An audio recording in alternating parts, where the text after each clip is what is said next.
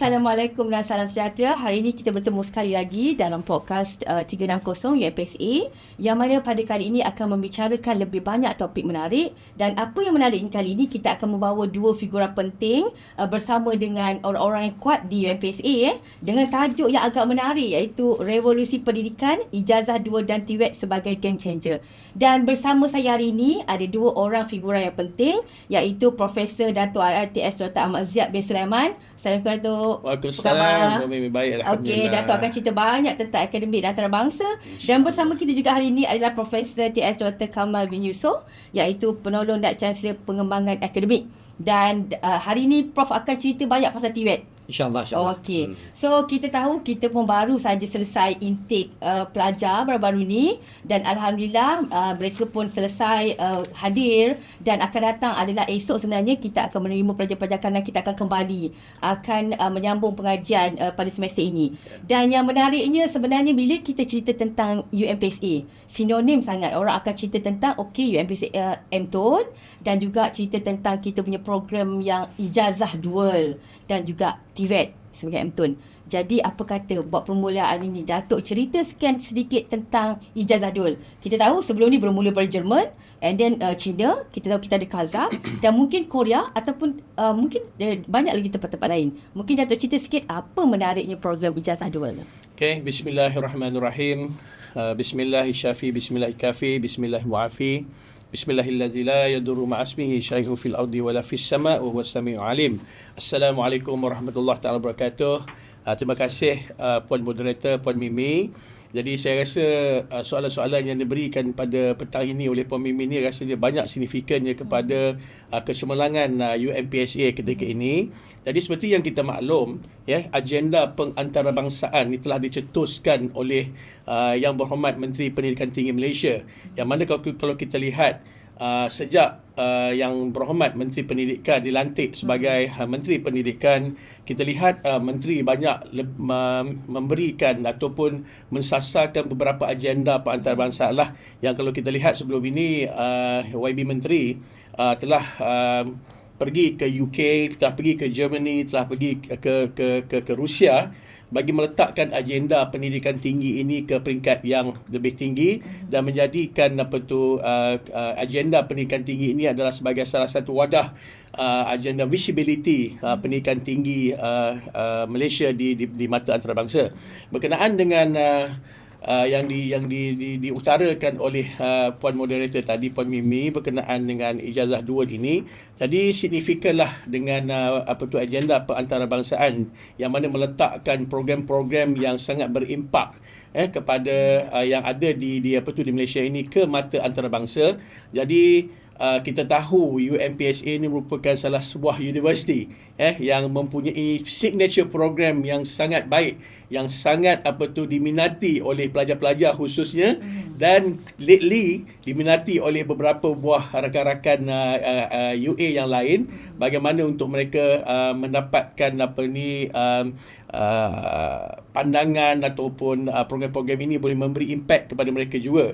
Jadi seperti yang kita maklum, berkenaan dengan ijazah dual ini, sebenarnya program ini merupakan program yang memberi manfaat kepada pelajar-pelajar, seperti mana dia memberikan pelajar-pelajar ini sesuatu pendedahan yang secara global, yang mana pelajar-pelajar kita ini bukan hanya belajar di dalam negara sahaja, tetapi ia mempunyai manfaat untuk mereka belajar ke luar negara. Okey, jadi kalau kita lihat pada zaman kita dulu, Puan Mimi, kita menginginkan kita ni belajar ke luar negara. Semua ada hasrat nak keluar negara. Betul, semua pelajar-pelajar ni atau termasuk kita ni ingin menyambung pelajaran ke luar negara. Tetapi ada sesetengah daripada kita ini yang kurang kemampuan dari segi akademiknya. Jadi pada masa tersebut mungkin disebabkan dari segi kekurangan akademik, mungkin disebabkan kekurangan pembiayaan dan sebagainya, kita tidak dapat mendapat peluang atau manfaat seperti ini. Jadi apa yang yang telah kita usahakan pada kali ini adalah di mana pelajar ni walaupun tidak dapat pada permulaannya untuk menyambung pengajian di peringkat luar ataupun di luar negara, tetapi mereka ada peluang dengan menyambung pengajian di peringkat dual degree ini di Malaysia, di lokal ini selama 2 tahun sebagai contohnya, yang mana kebanyakan program dual degree UMPSA ini adalah 2 tahun di Malaysia dan 2 tahun di negara rakan strategik kita lah, seperti mana di kita sekarang ni kita mempunyai beberapa negara dual degree, iaitu di Jerman, di China, di Kazakhstan, dan yang terbaru ni yang baru diluluskan iaitu di Seoul, Korea. Jadi kalau kita lihat, ini adalah manfaat yang terbaik bukan hanya untuk pelajar, bukan hanya untuk universiti, tetapi untuk pembiayaan juga. Yang mana kita tahu sekiranya pihak pembiaya seperti JPA, MARA, agensi agensi tempatan seperti agensi-agensi seperti yayasan dan sebagainya, yang mana sekiranya mereka ingin menaja pelajar-pelajar ini sehingga 4 tahun di luar negara, mungkinlah membebankan ataupun mungkin menjadi salah satu daripada, mungkin mereka boleh menaja hanya sebilangan saja. Tetapi sekiranya mereka ini boleh menaja sebahagian, yang mana menaja 2 tahun dengan kos yang rendah di dalam negara, dan seterusnya 2 tahun di luar itu, jadi ia memberikan peluang yang lagi lebih besar. Puan Mimi boleh memberikan peluang yang lebih besar dari segi pembiayaan tersebut kepada pelajar-pelajar di dalam negara kita. Jadi bukan hanya program ini yang kita katakan hanya pelajar kita sahaja yang pergi ke luar negara, tetapi hasil daripada kerjasama kita, perjanjian MOA kita. Jadi pelajar-pelajar daripada negara luar juga akan belajar di negara kita. Jadi ini adalah salah satu daripada penyumbangan ekonomi yang baik buat negara Malaysia, dan yang pentingnya adalah pendidikan untuk anak-anak kita ni lebih baik because of mereka mendapat manfaat networking yang lebih besar di luar negara. Bagaimana Datuk melihat respon terutama ibu bapa lah terutama, dan biasanya bagi ibu bapa ataupun pelajar, kebolehpasaran itu dilihat, adakah menjamin sekiranya mereka ni ada ijazah dual, adakah ia sebagai jaminan mereka mendapat pekerjaan? Mungkin Datuk boleh kongsikan. Okey, soalan yang sangat relevan dan sangat signifikan Puan Mimi Kalau kita lihat hasil daripada program 2 degree bersama dengan negara Jerman sebagai contohnya, kita dah hampir 14 tahun kita bersama dengan beberapa buah universiti di Jerman, yang mana yang telah menghasilkan lebih kurang dalam 280 orang alumni. Jadi kalau kita lihat hasil alumni yang telah dilahirkan daripada program ini, kalau kita boleh lihat, kebanyakannya adalah pelajar-pelajar ataupun alumni yang telah mendapat pekerjaan di dalam bidang-bidang yang sangat besar di Malaysia maupun di Jerman ataupun di Malaysia. Jadi ini memberikan keyakinan kepada ibu bapa yang mana mereka menghantar anak-anak mereka ke UMPSA, yang mana mereka tidak terfikir pun dalam masa bersama hasil daripada pembelajaran selama 2 tahun di Malaysia dan 2 tahun di luar negara tersebut, terutama di Jerman, balik daripada ataupun tamatnya pengajian mereka daripada hasil program 2 degree ini, anak-anak mereka mendapat peluang pekerjaan yang mana kita tahu graduate employability-nya adalah 100%. Dan dalam masa sama mereka ini mendapat gaji yang premium. Itu yang paling penting. Betul. Jadi ini adalah dasar yang telah ditetapkan oleh kementerian, yang mana kita UMPSA telah terkehadapan dari segi matlamat dan hala tuju kementerian, yang mana menginginkan pelajar-pelajar ataupun alumni yang ada di universiti ini mendapat gaji yang premium, gaji yang dikatakan gaji yang besar, yang boleh mengubah cara hidup, mengubah gaya hidup keluarga pelajar-pelajar tersebut. Dia memang package lah Datuk sebenarnya. Betul. Dapat keluar negara and then habis dengan gaji yang premium. Betul. Okey. Dan yang paling menarik sekali adalah mereka dapat bukan saja satu, dua ijazah. Dua ijazah. Dua sertifikat Puan Mimi. Dua sertifikat. Okey. So agak menarik, dan sebenarnya kita juga sebenarnya bukan sahaja ijazah dual yang menjadi mendapat tarikan atau pihak luar. Okay. Elemen TVET juga Prof sebenarnya. So apa yang kita tahu sekarang ni, mungkin ada yang masih lagi meragui adakah TVET itu boleh menjamin pekerjaan, dan bagaimana program TVET di UMPSA kita kata beraras tinggi contohnya. Mungkin Prof boleh uraikan sedikit. Okey, terima kasih Puan Mimi. Bismillahirrahmanirrahim. Assalamualaikum warahmatullahi wabarakatuh. Sebenarnya sebelum saya pergi berkupas lebih lanjut berkenaan dengan keperluan TVET ataupun macam mana TVET tu dilaksanakan di UMPSA, izinkan sebenarnya saya define dulu apa yang dimaksudkan dengan TVET lah secara general. Sebenarnya TVET ni adalah pendidikan ataupun latihan teknikal dan vokasional. Yang mana kalau kita tengok latihan terbabit, kita memberi tumpuan kepada kemahiran-kemahiran praktikal yang ataupun knowledge yang diperlukan oleh industri. Jadi kalau kita tengok keperluan-keperluan industri ni kebiasaannya digariskan dalam dipanggil ada satu standard dipanggil OISP which is Occupational Industry Standard and Practice yang mana kalau kita tengok bila mana kita namakan program itu TVET, bermaksud kurikulum yang kita hasilkan mesti mengikuti OISP lah. Jadi kalau kita tengok itu a general definition, dan banyak sebenarnya bidang-bidang TVET ni kalau kita tengok hari ni, terutama dalam bidang teknikal, hospitality, teknologi maklumat, construction and banyak lagi lah. Memasak teknologi pun juga ada yang kata Ya. TVET. Sebenarnya culinary itu adalah TVET betul. sebenarnya. Dia adalah TVET. Jadi kalau kita tengok yang kedua saya nak bawa adalah matlamat sebenarnya. Mengapa kita adakan program TVET? Mengapa kita perlu program TVET? Sebenarnya kalau kita tengok keperluan pekerjaan pada hari ini adalah lebih berfokus kepada satu-satu bidang. Jadi kalau kita tengok perbezaan antara TVET education versus dengan akademik biasa, dan kita dapati bahawa TVET ni adalah lebih berfokus berbanding dengan TVET yang biasalah. Jadi bila mana saya sebut sebagai berfokus, bermaksud kurikulum yang kita design ataupun kita reka bentukkan dalam TVET ni adalah mesti bertepatan dengan kehendak industri semasa. Contoh saya ambil, pada hari ini kita bukan nak kata dikejutkan, tetapi kita diwawakan dengan keperluan AI for example sebagai contoh. Jadi kalau kita tengok keperluan AI ni adalah memerlukan mereka graduan-graduan terutama yang bersifat hands on, hands skill. Jadi itu datangnya TVET sebenarnya kalau kita tengok. Jadi kalau kita nak tengok dari segi weightage TVET TVET education versus dengan academic education, sebenarnya kedua-dua ni adalah penting dalam ekosistem pendidikan negara kita lah. Jadi saya rasa mungkin itu saya punya introduction dulu sedikit berkenaan dengan TVET lah. Okey, Puan Mimi. Mungkin ada yang masih confused, mereka ni yang untuk memilih program pengajian. Adakah mereka nak pergi ke pure engineering ataupun mereka nak pergi ilmu teknologi? Mungkin Prof boleh huraikan mungkin spek ataupun skop berbeza bagi pelajar terutamanya untuk memilih program. Okey, untuk menjawab persoalan tu sebenarnya kalau kita tengok pada hari ini kebanyakan ibu bapa ataupun stakeholder kepada institusi pengajian tinggi, mereka lebih favor ataupun lebih memilih kepada akademik program. Tetapi dalam masa yang sama kita melihat kepada keperluan terutama dalam industri. Industri sebenarnya kadang-kadang mereka memerlukan graduan yang well equipped.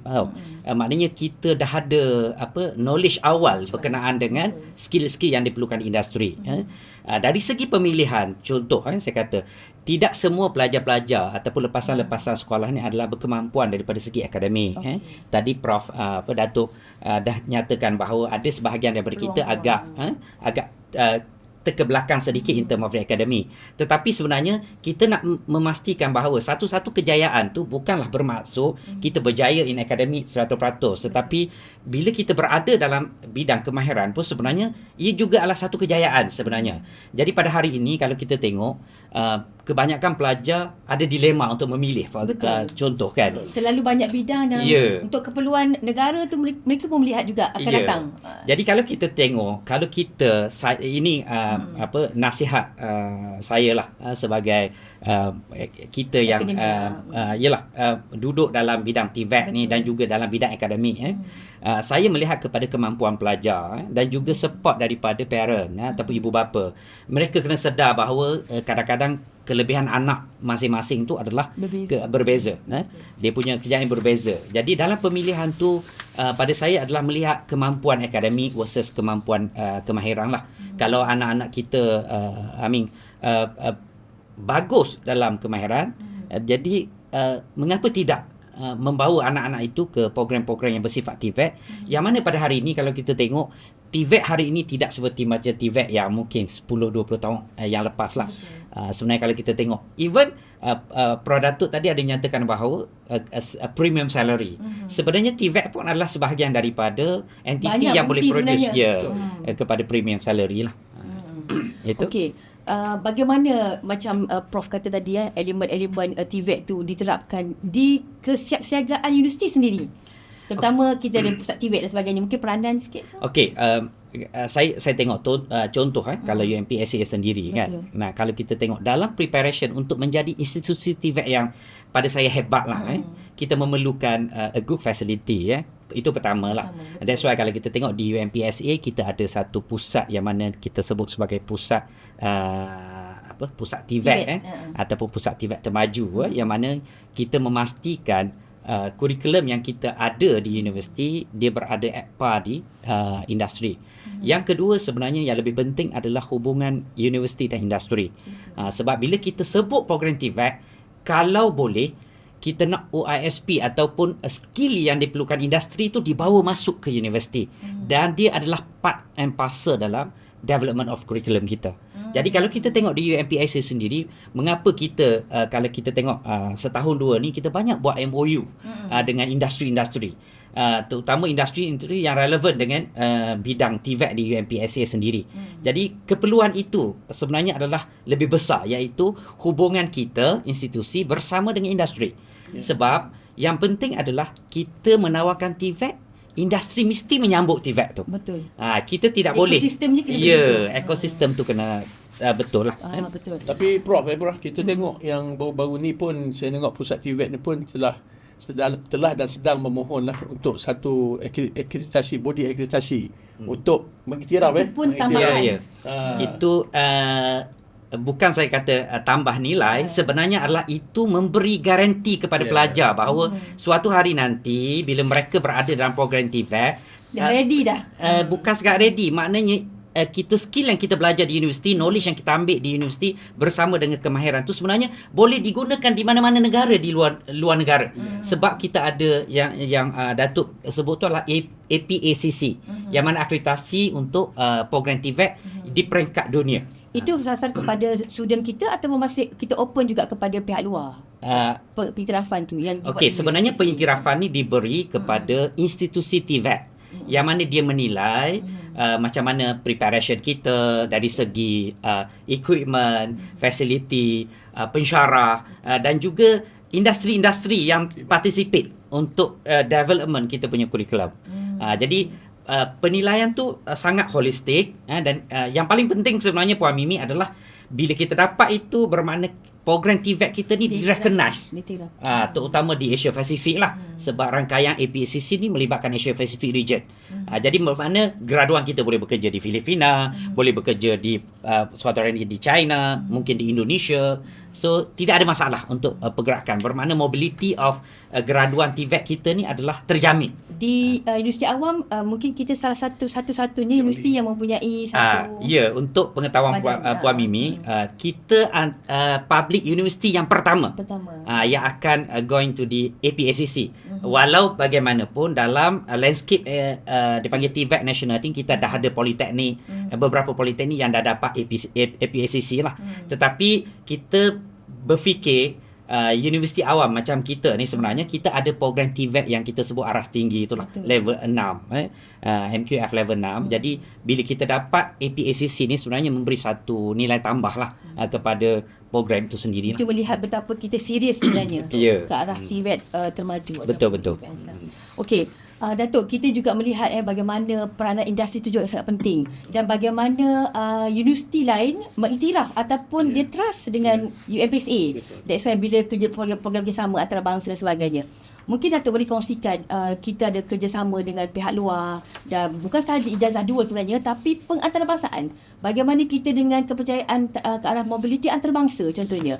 So bagaimana kita membina ataupun macam mana mereka boleh percaya dengan UMPSA ini. Mungkin Datuk boleh kongsikan. Okey, terima kasih Puan Mimi. Jadi seperti mana yang kita maklumlah, Kalau kita lihat kepada mobility ini, seperti mana yang saya di-sharekan oleh Prof Kamal tadi berkenaan dengan bagaimana kita nak mengeksport pelajar-pelajar kita ni keluar, supaya pelajar-pelajar ni di mata antarabangsa itu dia sebenarnya membawa satu mesej, membawa satu simbol yang mana mereka ni merupakan salah satu duta kecil, kepada negara, yang mana mereka ni membawa bukan hanya sebagai agenda pendidikan, tetapi mereka juga membawa kepada agenda kebudayaan, agenda sebagai wakil negara, bagaimana dari segi sikap manusia tersebut, culture dan sebagainya. Jadi pada saya, kalau kita lihat kepada program-program seperti mana program pertukaran pelajar dan staf sebagai contohnya. Jadi bila katakan kita menghantar, kita ada satu pusat di MPSA ni yang kita kenali sebagai pusat hubungan antarabangsa, yang mana pusat hubungan antarabangsa ini sentiasa memainkan peranan yang penting dalam menghubungkan, dalam menyambungkan orang kata the dot tu di antara UMPSA dengan beberapa institusi-institusi di luar negara. Jadi kalau kita lihat berbalik kepada agenda perantarabangsaan tadi, yang pertamanya berkenaan dengan kita perlu untuk menghantar ataupun membuka peluang-peluang yang ada ini kepada pelajar untuk mereka ini pergi. Sebab bila kita sebut pasal mobility ini, kita ada dua jenis mobility yang kita ada. Itu pertamanya mobility berkredit, yang mana pelajar akan pergi ke sebuah negara atau sebuah institusi yang mereka minati, dan mereka akan cuba untuk mengambil mata pelajaran yang telah kita map daripada awal, yang telah diluluskan di peringkat senat dan sebagainya. Dan setelah mereka berjaya, sebagai contohnya satu semester di negara tersebut, mereka balik dan mereka akan memohon untuk ditransfer kreditkan di universiti asal, iaitu di MPSA, dan seterusnya mereka memohon kelulusan. Sekiranya transfer kredit mereka itu diluluskan, maka mereka akan mendapat manfaatnya dari situ. Yang keduanya adalah mobility secara tidak berkredit, yang mana pelajar pergi ke sana mungkin dari segi mereka ingin melihat dari segi kebudayaan, bertukar culture exchange dan sebagainya. Jadi saya rasa ini adalah salah satu daripada agenda yang baik, yang mana saya rasa UMPSA ni, kita tahu UMPSA ni telah berusia 22 tahun baru 22 tahun. Kita sangat muda.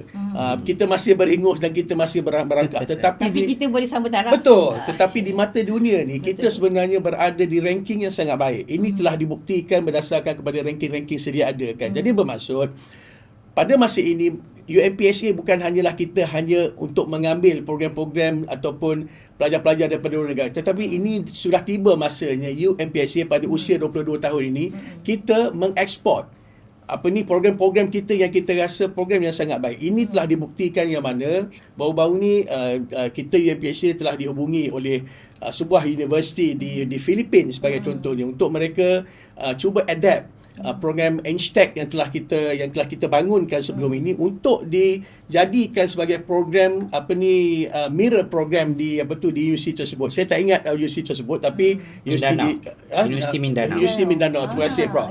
Jadi ini adalah salah satu daripada pencapaian kita. Dan untuk makluman Puan Mimi juga, kita ada satu program di bawah Fakulti Komputer, yang mana kita kawal selia program itu di Oman. Saya tak ingat universiti, kalau Prof Kamal ingat universiti di Oman tersebut, yang mana program ini telah berjalan sekian lama, yang mana universiti di Oman tersebut telah menggunakan program akademik kita ni di UMPSA untuk mereka melaksanakan program tersebut untuk rakyat mereka di Oman. Jadi ini adalah salah satu daripada signifikannya UMPSA ini pada umur 22 tahun, di mana program-program kita ini telah dipesisirkan di luar negara. Ini adalah salah satu daripada pada saya komitmen yang telah diusahakan oleh pensyarah-pensyarah di UMPSA, bertungkus lumus di mereka. Jadi kita juga kena menghargai para akademik kita, para pengurusan tertinggi universiti dan semua stakeholders yang di UMPSA, oleh kerana program-program kita ini sebenarnya bukan hanya kita gunakan hanya di peringkat di peringkat dalam negara, tetapi telah berada di peringkat luar negara. Jadi kita Mereka dalam proses mencari kita sebenarnya. betul, mereka mencari kita. Jadi pada saya inilah masanya yang mana baru-baru ini juga kita telah dilamar untuk bersama dengan one of university di UK, iaitu Portsmouth University, untuk mereka bersama juga untuk mengadakan dual degree program. Jadi untuk makluman,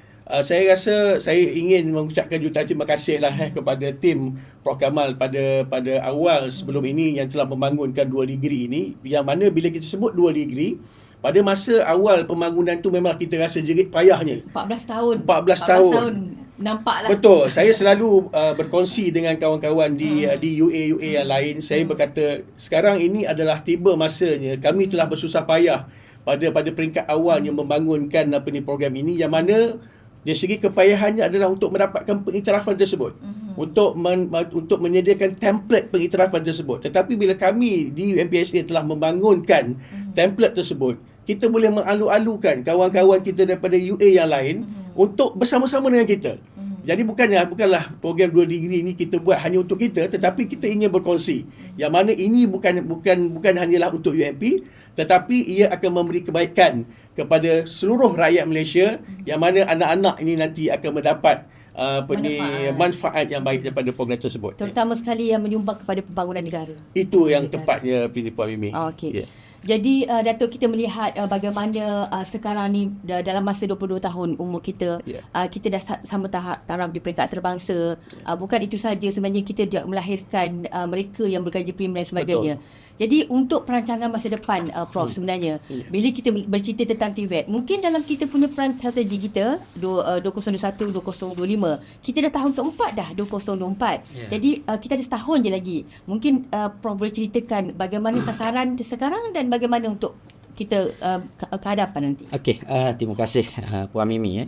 Sebelum tu mungkin saya tambah sedikit poin yang Datuk Zia cakap tadi, sebenarnya berkenaan dengan program dua ijazah kita ataupun ijazah dual kita.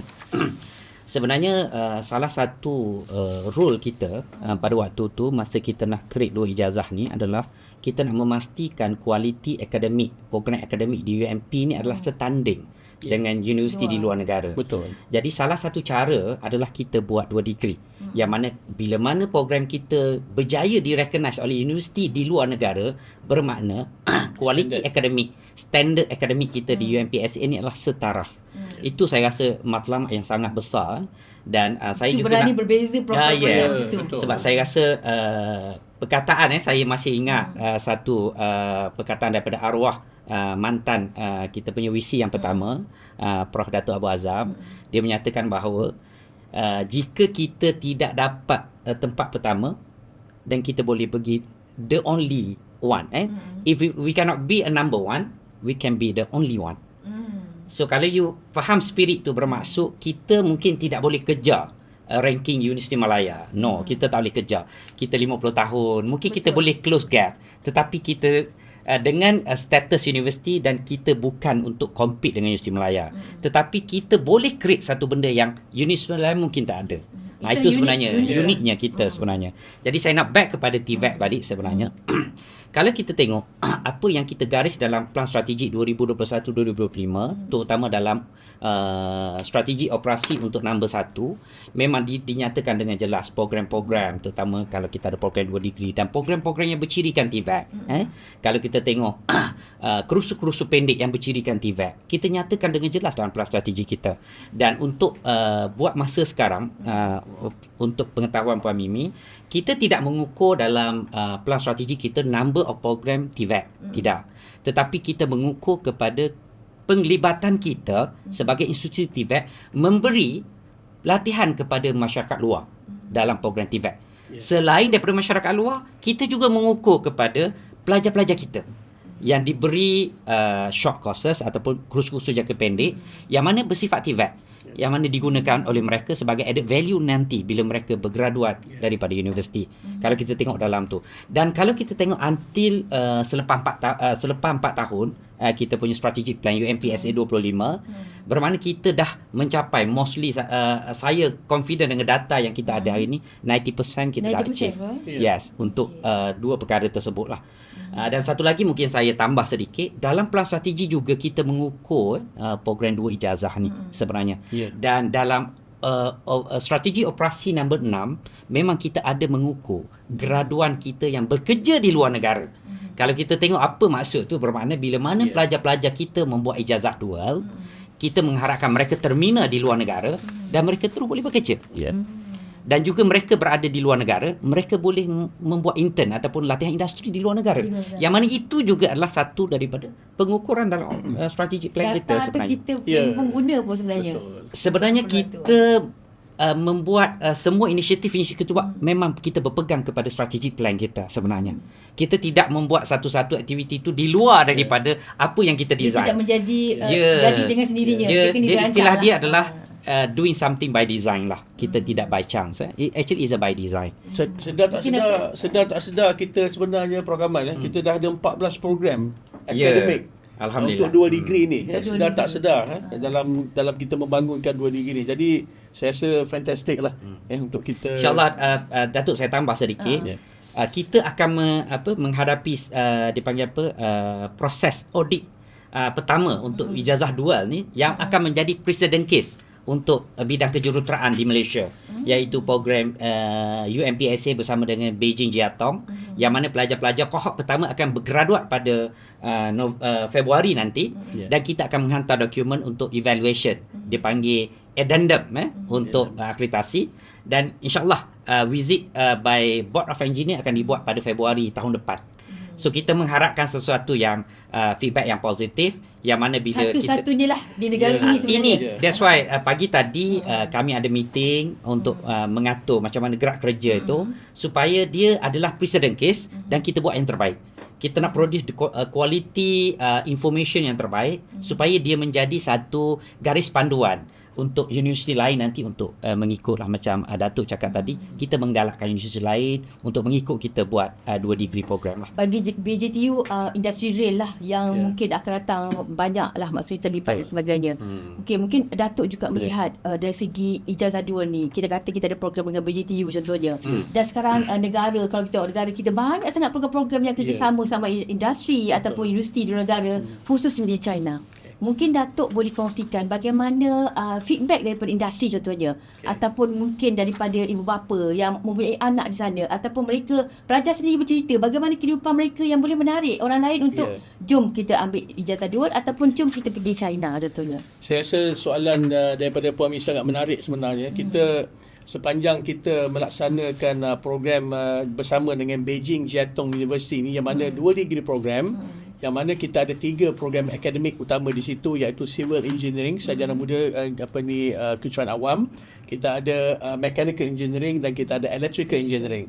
Jadi sedar tak sedar Puan Mimi sekarang ni pelajar batch pertama. Yang mana kita ada 2 batch sekarang ni, yang batch pertama dan batch kedua, selama 70 orang.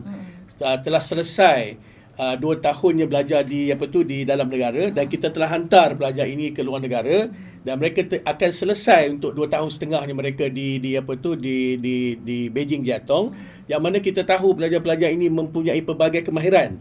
Yang pertamanya kemahiran berbahasa Mandarin. Betul. Yang keduanya mereka ni mempunyai kemahiran bersama dengan networking yang ada di negara China.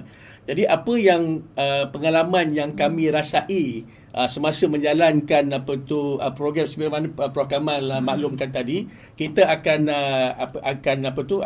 menerima batch pertama dan batch kedua ini. Dan untuk makluman juga, kita baru sahaja menghantar batch ketiga selama 31 orang baru-baru ni.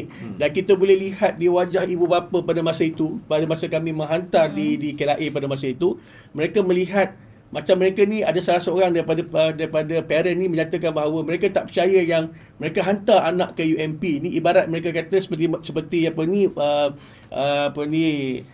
membancuh air Nescafe 2 in 1. Bermaksudnya mereka dapat dapat keluar negara. Dapat keluar negara. Dia kata ingatkan anak mereka ni hanya belajar di dalam negara. Dan dalam masa yang sama juga, usaha yang berterusan di peringkat pengurusan lah, di peringkat pengurusan kita di UMPSA ini, yang pastinya daripada yang hormat Datuk Naib Chancellor juga, yang mana kita telah engage bersama dengan MRL sebagai contohnya. Kita tahu MRL ni adalah salah satu daripada agensi yang mengurus selia semua proses pembangunan ECRL kita daripada Gombak sehinggalah ke Kota Baru. Jadi apa yang kita usahakan, kita bukan hanya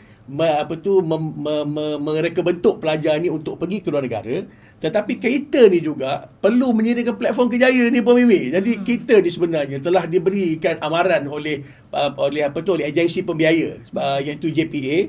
Besar amanah tu. Yang mana Amanah yang JPA dipegang. kata pada masa tu kami telah memberi pembiayaan kepada pelajar. Apa role universiti sebenarnya? Itu memberi satu tamparan yang sangat hebat pada kami ni, Puan Mimi. Jadi atas inisiatif, kita telah bersama dengan pengarah PKSA Prof Dr. Rozaimi bersama dengan tim, kita telah bersama berdondong-dondong pergi ke MRL dan bertemu dengan CEO untuk menyatakan hasrat kita, yang mana kita akan menghasilkan 70 orang pakar ataupun jurutera dalam bidang railway ini kepada negara. Yang pada masa itu sesuai pada masanya, yang mana kita akan mula beroperasi ECRL ni pada 2026 ini. Betul. Jadi bila pelajar-pelajar kita ni balik pada 2025, mereka akan melengkapi ekosistem ataupun warna railway negara ini, yang dalam masa yang tidak berapa lama selepas itu kami mendapat surat kelulusan daripada MRL menyatakan bahawa mereka bersetuju untuk menyerap pelajar-pelajar. Alhamdulillah, saya dimaklumkan semalam kita ada sesi temuduga bersama pelajar secara online, dan bukan hanya MRL sahaja, kita tahu MRDC juga, Malaysia Railway Development Corporation, yang mana mereka ini pun sangat mengalu-alukan, sangat teruja untuk menunggu anak-anak yang akan pulang ni. Ya, bakat muda negara ni. Jadi kita rasa kita ni UMPSA, walaupun umur kita 22 tahun, tetapi kita dah boleh merealisasikan hasrat negara tersebut, yang mana kita tahu, untuk makluman Puan Mimi, kita sebenarnya di MTUN ni kita ada satu hala tuju, yang mana hala tuju MTUN TVET Termaju 2030, yang mana TVET tu tadi telah diceritakan oleh, tapi dalam kita punya hala tuju ini telah mensasarkan kepada kita adalah, pertamanya adalah perluasan akses, yang keduanya adalah penambahan program-program 2 degree sebagai contohnya. Jadi ini adalah salah satu daripada hala tuju yang kita rasa kita dah terkedah perkarapan. Kita dah buat. Jadi saya rasa, dan salah satu yang saya nak share juga pada Puan Mimi, pengalaman kami lah, yang mana saya bersama dengan tim PKSA baru-baru ni, kita rasa ada most of the parents merasa bimbang. Sekiranya anak mereka ni dah hantar ke China, adakah anak mereka ni selamat? Adakah anak mereka ni boleh berjaya? Betul. Jadi kita adakan satu sesi bersama dengan pelajar-pelajar batch keempat baru-baru ini, yang mana sebelum mereka nak masuk kepada program kita ni, kita dah memberikan penjelasan yang baik kepada parent. Daripada most of pelajar tu yang tidak confident, most of daripada keluarga yang tidak yakin dengan program ini, alhamdulillah, most of them terus percaya yang program ini baik untuk anak mereka. Jadi ini adalah salah satu usaha kita lah, yang mana kita rasa engagement berterusan bersama dengan keluarga, bersama dengan anak-anak, dan yang pentingnya kita pun ada program Profesor Turun Padang kita, Faculty Exco, yang mana kita memperkenalkan program-program ini bukan di peringkat IPTA saja, tetapi di peringkat root-nya juga, iaitu di peringkat sekolah lagi. Jadi kalau kita lihat, TVET. Jadi salah satu strategi yang telah kita buat baru-baru ini untuk menarik, sebab kita untuk makluman, kita di UMPSA kita ada private wing kita kan, kita ada PUPW, Private University Private Wing, yang mana PUPW kita ini kita jadikan sebagai platform untuk program-program asasi sebagai contohnya. Tetapi bila kita designkan program asasi ini, kita couplekan dengan program 2 digri tersebut, pada tahun ini kita mendapat jumlah intake yang besar. Jadi ini adalah salah satu. Mereka dah tahu. Sebelum ni tak tahu. Mereka pun dah tahu peluang-peluang alternatif untuk keluar negara. Setuju. Melalui UMPSA. Itu dia lah. So, Prof, kita sebenarnya kita boleh bercerita TVET, kita ada berkaitan ijazah 2. Sebenarnya dia berkaitan sebenarnya, dan yang mana kita kata kita nak jadi perintis kepada untuk kemajuan akan datang. Betul. Apatah lagi dengan cabaran-cabaran yang kita kata akan datang, mungkin teknologi AI dan sebagainya. So, mungkin cabaran-cabaran, Prof, maksudnya untuk kita rancang ke hadapan, mungkin 5 tahun, 10 tahun ke hadapan, apa perancangan kita sebenarnya? Okey, terima kasih Puan Mimi ya. Sebenarnya kalau kita melihat ke hadapan sedikit lah pada hari ini, kalau kita tengok pada hari ini perubahan teknologi, skill yang diperlukan industri sangatlah cepat berubah. Jadi dalam masa yang sama, kalau kita 10 tahun akan datang kita masih nak maintain as a TVET institution, we need to, kita kena buat sesuatu. Kita Silibusnya, kena semua benda lah. kita kena buat. Saya bagi beberapa contoh lah. Pertama, kalau kita tengok, pastikan kurikulum kita ni adalah up to date. Kita kena pastikan benda tu. Jadi kalau kita tengok dalam keadaan hari ini, kurikulum mungkin direview setiap 4 tahun ataupun setiap 3 tahun. Dan 10 tahun akan datang, kalau kita nak masih relevant to the TVET industry, kita kena rapid change. Setahun setengah, mungkin kurikulum review kena berlaku. That's why dalam kita membuat ataupun kita develop kurikulum baharu untuk TVET ni, dia mesti bersifat fleksibel. Dia tidak boleh lagi bersifat macam dulu bertemakan satu dan kita kena complete sampai satu cycle. Yes, dia kena sangat fleksibel. Itu sangat penting, itu ramuan penting. Yang kedua adalah industri sendiri. Kalau kita tengok industri hari ini, AI coming kan. Dan kalau bila AI coming, kita kena ingat skill TVET yang menggunakan blue collar, saya kata menggunakan tangan, mungkin akan berkurang. Macam mana itu bro sebenarnya? Jadi apa yang kita kata, kita kena equip student bukan macam dulu lagi skill-skill yang very hard skill ni, no. Kena produce them dengan a good dipanggil machine learning, programming, which is dulu mungkin adalah hanya privilege kepada graduan sains komputer. Tetapi hari ini tidak lagi. Dia kena masuk juga dalam program semasa TVET dan kita kena mengajar. Sebab later on benda ni akan take over tau. Kerja-kerja yang mungkin dirty hand kan, kita tengok yang bahaya, contoh handle with the chemical. Sekarang semua drone. Sekarang ni bukan sekat drone, robot dah sekarang ni, a mini robot doing all the job. Jadi tetapi nak create robot tu kita lah. Dan kita kena ada that knowledge lah. Dan saya melihat kepada dua benda tu, dan satu lagi adalah kita panggil pensyarah kita yang ada pada hari ini. Kita tak boleh lagi pensyarah yang kita sebut sebagai graduan sekadar ada PhD. Tak boleh. Kita memang memerlukan mereka yang ada PhD dan industry experience yang memang latest technology. Kurikulum tidak boleh diajar seperti mana kurikulum 20-30 tahun lepas. Kita kena ambil yang latest one.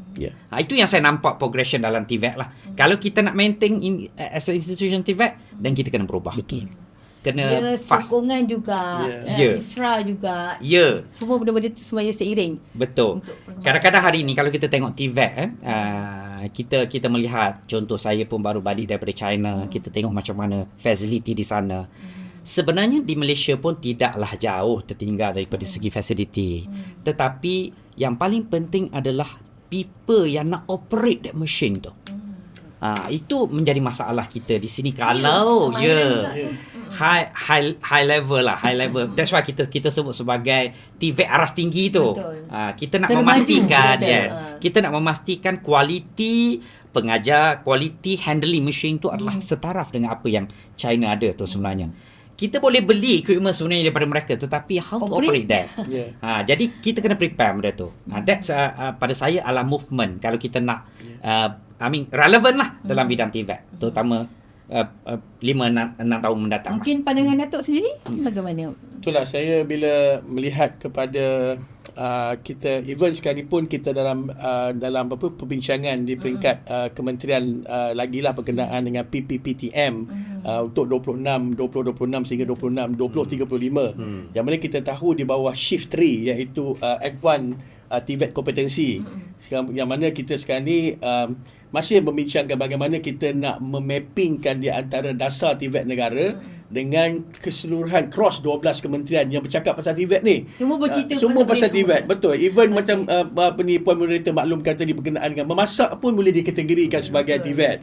Jadi apa yang boleh kita cakap di antara cabaran-cabarannya adalah mungkin kita boleh lihat di sini iaitu peranan industri lah. Sebab kalau baru-baru ni lah saya rasa untuk program dual kita sebagai contoh, saya relate balik kepada ijazah dual ni Puan Mimi.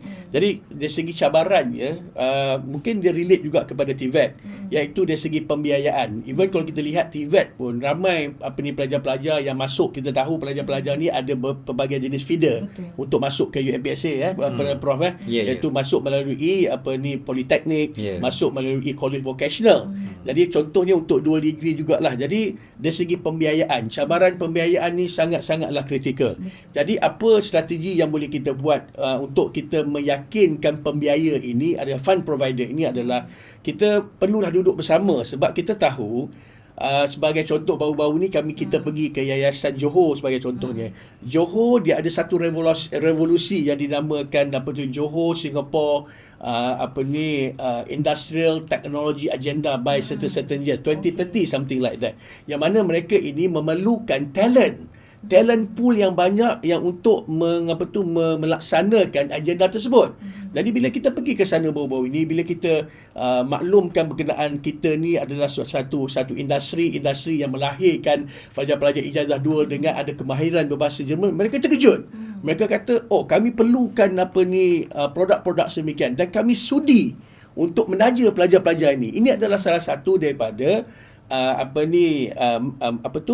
strategi yang mana kita rasa kita dah tak boleh seperti mana yang Prof Kamal kata tadi, kita duduk saja dalam bilik tunggu pembiaya datang untuk kita laksanakan. Sekarang ni apa yang perlu buat adalah sinergi bersama ni Puan Mimi dan salah satu juga baru-baru ni juga kita dikejutkanlah, alhamdulillah, sehingga kini mendapat satu engagement yang baik bersama dengan Infineon. Sebelum ni kita nak dapatkan Infineon adalah sebuah industri yang more kepada semiconductor. Yang mana sebelum ini mereka melihat kepada Unimap, UTM dan sebagainya, because mereka melihat kepada Unimap ni very good dalam semiconductor, memang niche dalam semiconductor. Tetapi baru-baru ni mereka datang ke UMP. Mereka tahu yang UMPSA, yang mana mereka tahu UMPSA ni melahirkan pelajar-pelajar daripada Germany, dan mereka tak perlu lagi nak train engineer. Kita dah ready dengan kemahiran bahasanya, dengan skillnya dan sebagainya. Alhamdulillah semalam kita dapat dihubungi oleh pihak Infineon. Dia kata pihak Infineon telah bersetuju untuk mengambil lagi 50 bakal graduan untuk bekerja dengan Infineon. Jadi saya rasa ini adalah salah satu daripada cabaran-cabaran yang mana kita rasa cabaran ini bukan menghadkan kita dari segi untuk kita meneruskan, sebenarnya tetapi ada banyak lagi peluang, banyak lagi, betul. Kita explore betul lah itu. Mungkin Dato' melihat bagaimana program ijazah dual ini pada masa yang datang, mungkin 5 tahun 10 tahun akan datang, bagaimana Dato' melihat ataupun harapan Dato' macam mana? Okey. Pada saya lah, mungkin Prof Kamal pun boleh memberikan sedikit pertambahan nanti. Pada saya, untuk dual degree ini kita dah lebih 14 tahun.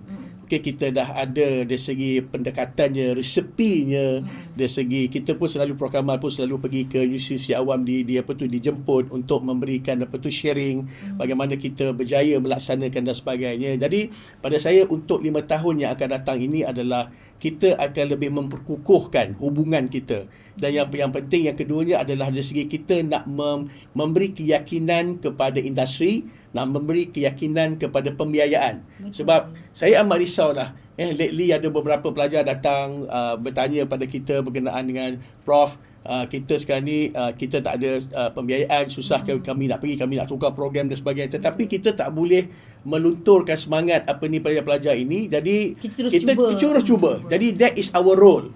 Bukan kita nak dimotivatekan pelajar supaya okey tak apalah, you boleh masuk terus ke program apa. Even untuk makluman moderator juga, kita telah diminta oleh MARA, Majlis Amanah Rakyat, yang mana pelajar-pelajar persediaan yang dihantar ke Germany, mana-mana yang tidak lulus dan sebagainya, mereka mohon supaya ditempatkan di UMPSA.